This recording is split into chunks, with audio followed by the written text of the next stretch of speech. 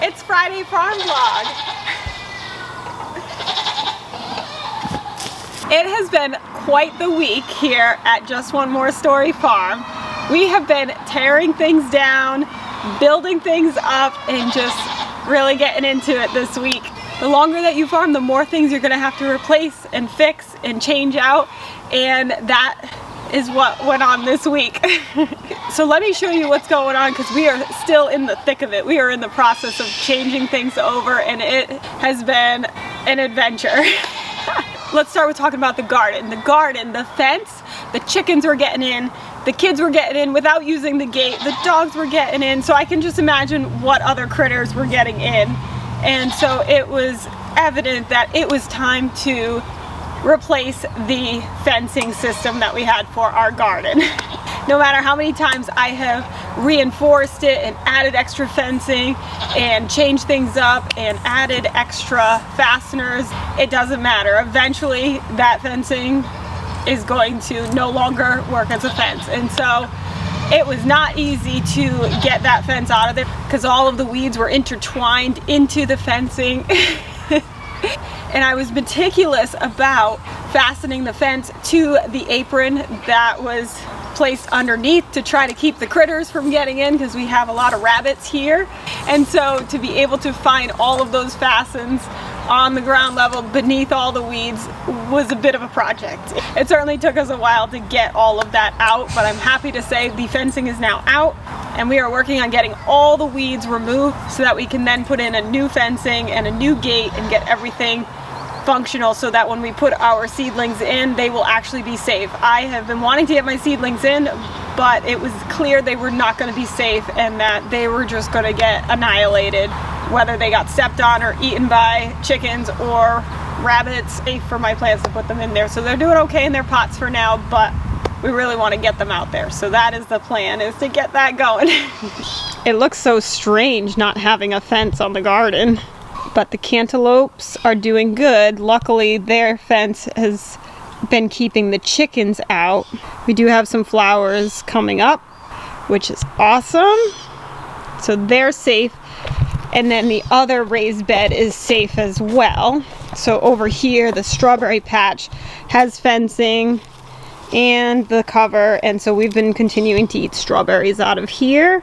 Another takedown project. The top fencing on the chick coop was completely leaning, and the pallets had seen better days, so we decided, all right, before we put our new net over the top of this, we need to fix these pallets. So the pallets on top came down, these pallets went up, and we need to finish off this side over here and then cover with the net. So I'll make a video on how all of that comes together, because it is definitely a work in progress. We have also been continuing to fill up this raised bed, this new one we built for Mother's Day, and it's about half full now, so I'm pretty excited that we're getting there.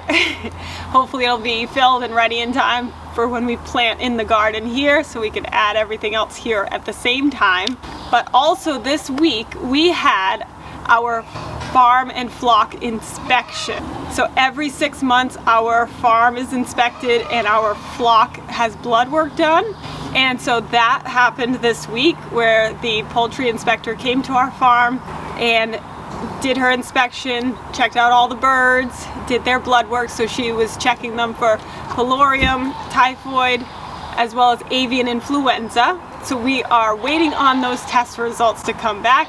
As soon as those test results come back, as long as they are negative, we can continue to sell hatching eggs, sell our birds, sell our chicks, our roosters. So I am hopeful that we will have results in a few days.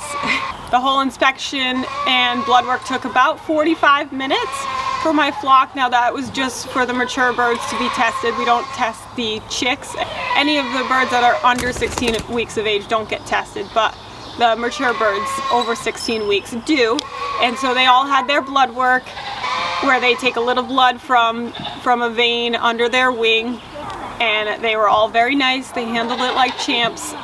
Some of them had a little bit of blood that had dripped after, and so they were preening and cleaning all their feathers and trying to make themselves look good as new. But they all came through it without any issues except one chicken. So one of my hens has been broody. She's been sitting on 4 eggs, and so I was worried that taking her away from those eggs, doing her blood work, would affect her going back on the nest.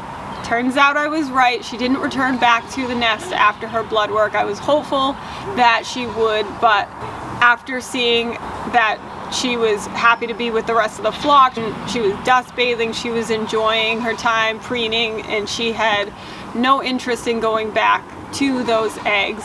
So I waited several hours to give her time to change her mind and come back to the nest, or to give another chicken a chance to go broody, because that has happened before where we had a little switcheroo in broody hens. But when none of that happened, after a few hours, I candled the eggs. There unfortunately was no movement in the eggs. 2 of them did not appear to have any development, and the other 2 looked like they were early embryonic deaths and not nearly as developed as what you would have expected, since she had already been sitting on the eggs for 12 days. And so she would have been sitting on them for no reason. So it worked out okay that she broke out of her broodiness, since those eggs were not viable. But I did have a plan. If those chicks had been alive, I was going to put them in my incubator that I had already running, ready to go. So sadly, no viable chicks. But I'm sure somebody else will go broody, because usually every year at least one of my Buff Orpington chickens go broody. Now, speaking of incubators, I am continuing my experiment with my dry hatching as well as the shoelace method, and I want to show you how that's all going. So let's head on in so I can show you what's going on. We're getting really close to hatch day, and so with only 3 days left until hatching, this final candling that I'm doing today is going to tell us how many embryos are still moving around and developing in there. And I really hope that we have a really good hatch rate with this dry hatching, because it's been so easy, but we'll see. And also I would like there to be at least 11 chicks, because we have 2 orders to fulfill for a total of 11 chicks, and if we don't have 11 chicks, we can't fill those orders. And the customers will have to wait until my second incubator hatches chicks. So I'm really hoping for a good dry incubation hatch rate. Oh, and also I am loving this like summer-like weather. It's been in the 80s and it's just been gorgeous. Okay, so this incubator here, this is the dry hatching incubator. It's got 3 days left. The egg turner light has turned off, so that means that we can now remove this egg turner, and I will candle these eggs for the last time.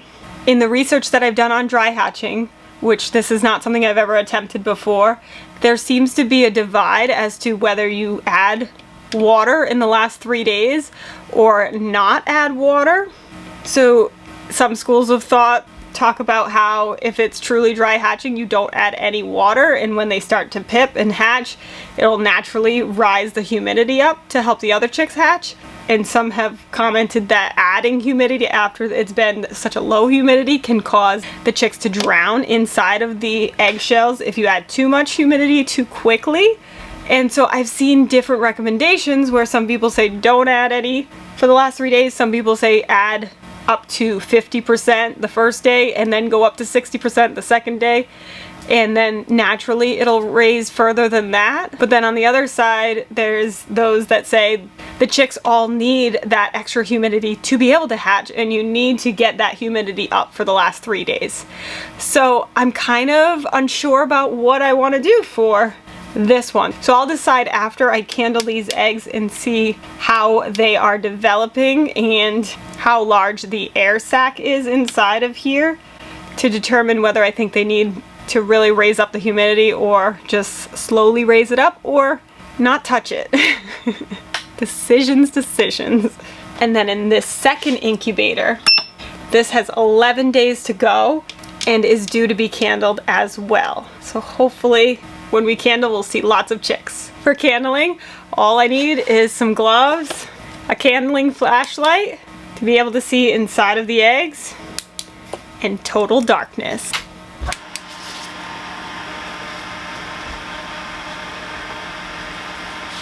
So for this one, I'm seeing a good size air sac, nice veins. I am seeing movement, which is awesome.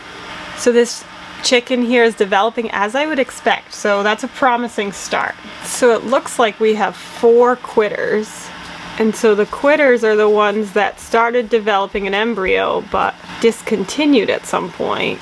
So when you're not seeing the veining and you're not seeing a chick moving in here, which the chicks at this point are almost the full size of the egg, and so to have this egg be so light shows that this egg is a quitter. And you can also tell how the air sac is not nearly as big as the ones that are continuing to grow. So I pulled out the 4 quitters. Okay, so we still have 18 eggs in here that have chicks inside that look like they are the size they should be at day 18. So I'm removing this egg turner from here, and so we'll leave the eggs to finish their incubation process. And after seeing the development of the air sac, I have given it some thought, and I've decided I'm gonna add a little bit of water to well A and B and allow this humidity to come up probably to about 50% for the first day, and then I'll probably increase it a little bit more, maybe like 5 or 10% more the following day, and kind of watch and see if pipping starts. I might build it up to 70%, which is what I usually do for the 3 days, and kind of gauge it on how well they're hatching. But I'm kind of gonna slowly raise that humidity and just see how things go. Okay, now for incubator number 2. Alright, so we are off to a good start. This egg has a nice small air sac. It has red veining, and I am seeing movement from this embryo. Wow, this is a very busy little embryo. Looks like it's throwing itself against the eggshell wall over here. Very active little baby. So that's a good starting point. Let's check everybody else. Okay, so I just finished candling the second incubator here, and I removed 2 eggs that were infertile. They were completely yellow. I didn't see any veining and no development in there, so I was comfortable removing those.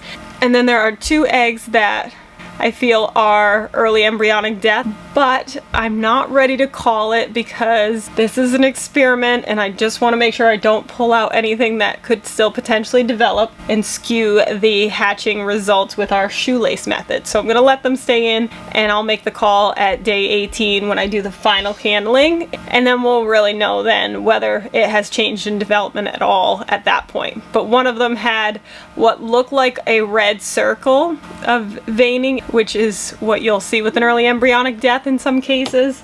And then the other one just looks like a black area that just kind of floats around in there. Not like actual chick movements, but just like this floating blob. And so typically that is something you'll see with an early embryonic death as well.